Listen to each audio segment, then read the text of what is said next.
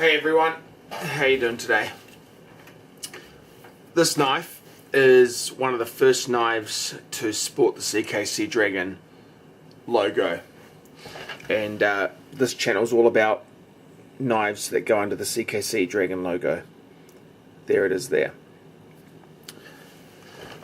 And this one is the cKc Pocket Survival Knife, as I called it. It's 4mm 01 tool steel, hardened to 58 RC, and designed to be a pretty tough, sturdy knife in a very small package. This one, if we get our roller out here, it is a 3.5 inch blade and just a little over 1 inch, 1 1/8 at the heel there. Similar there. Pretty solid blade. As I said, it's approximately 532 inch spine there. The idea of this blade was one that was still fit on your neck, but be a lot bigger, stronger and tougher than your average small neck knife, so more capable of dealing with emergency situations that might require a bit more force, or you might have to rip something open. Basically just a more durable knife in a small package. And we've left a bit of the heat treat finish on there, which will just rub off over time. It looks pretty good. The blade itself has been left with a pretty strong grind. Strength is a pretty good priority on this one. You can always see with the bubble of the fingers, you can see that sweep up, how thick and durable that is. But again, it's also been designed to cut well, and cut well it will do.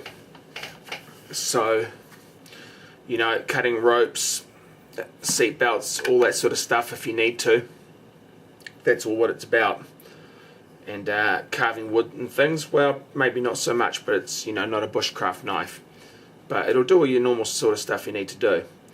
This one, we ended up going, the owner, Trader Joe's, wanted to try out my see-through handles, the plexiglass, and I would have done a nicer pattern on the skeletonizing inside had I known that we were going to put it in see-through. And he also asked for those skeleton holes to be made with glow-in-the-dark material, and we can quickly demonstrate that with my ITP light.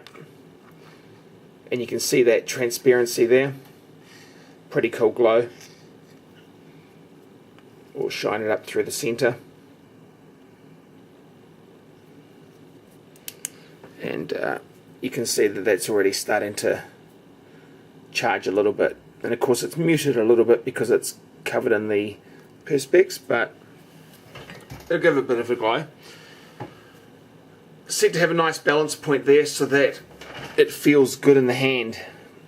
It is very good in the hand. It's very comfortable, and quite a wide, higher bit in here, so that short handle, you really lock in. You can get a lot of power and a lot of applied force with this handle. Even though it's short, you've got a good secure grip on it, and you'll be able to do a lot of hard work with it when you need to. And you're right up close on that blade, so you've got good control of it. And again, it's easy to use this in small detail fine work. Overall, it's a good design. I'm pretty happy with it. The sheath is Open 06 Black Kydex. I wanted a nice light sheath to compensate for the weight of the blade. That'll sit on your neck pretty good, pretty secure. It's not going to fall out. It's got a good lock around that guard there. And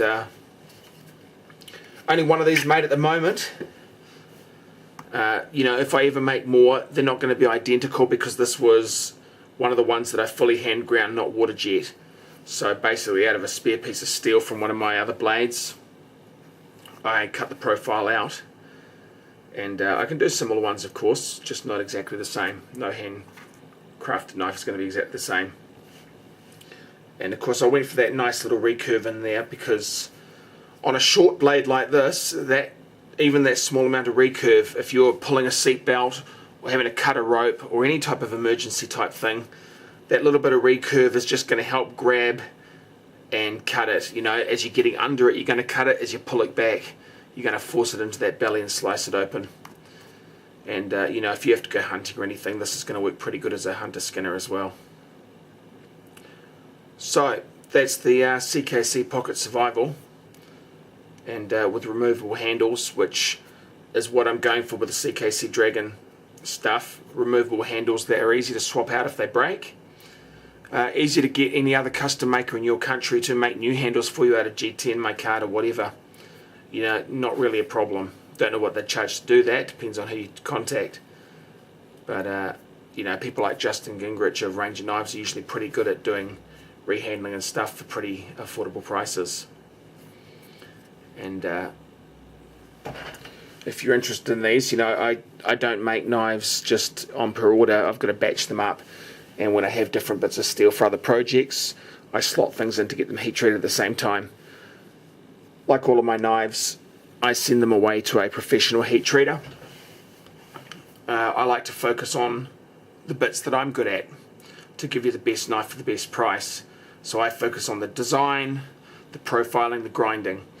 Typically I'll use water jet cutting because water jet cutting is cheaper than me hand grinding. Takes a lot of time and a lot of grinding belts to cut a shape out like this, even on a small blade.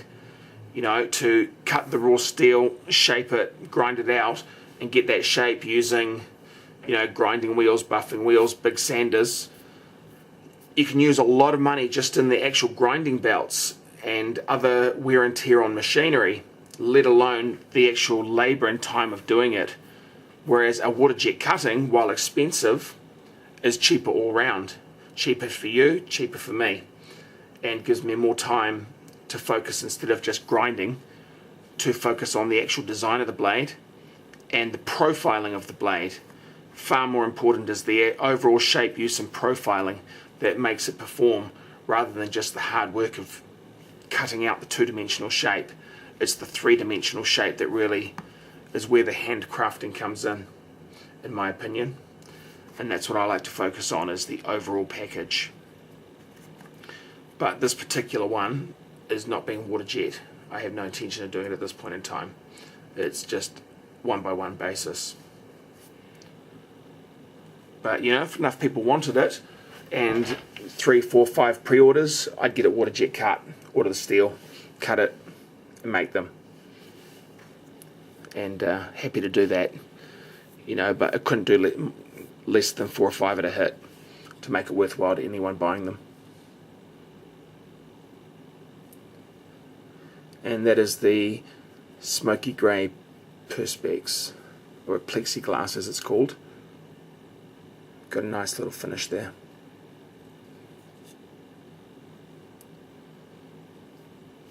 And let's just try and get a close-up of all the angles so you can see them. Maybe if I bring this up here.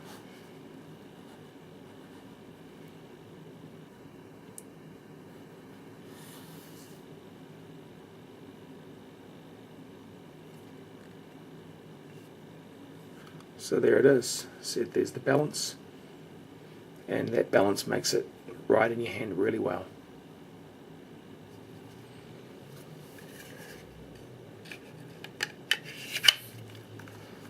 Thanks for watching.